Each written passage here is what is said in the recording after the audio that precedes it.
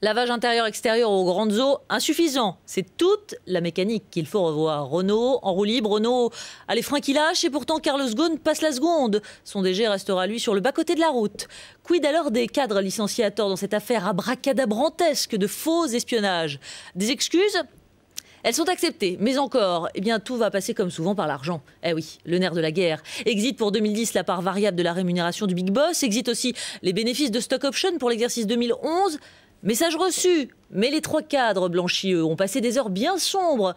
Ils connaissent la rengaine, du coup, eux aussi, l'argent, nerf de la guerre, tout ça.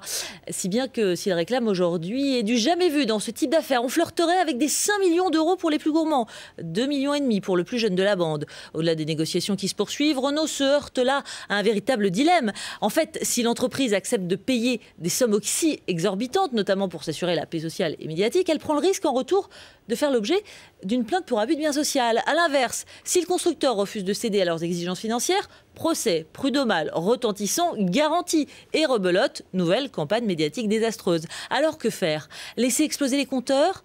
Eh bien, figurez-vous qu'en France, le seul à avoir décroché le jackpot, c'était un certain monsieur Bernard Tapie.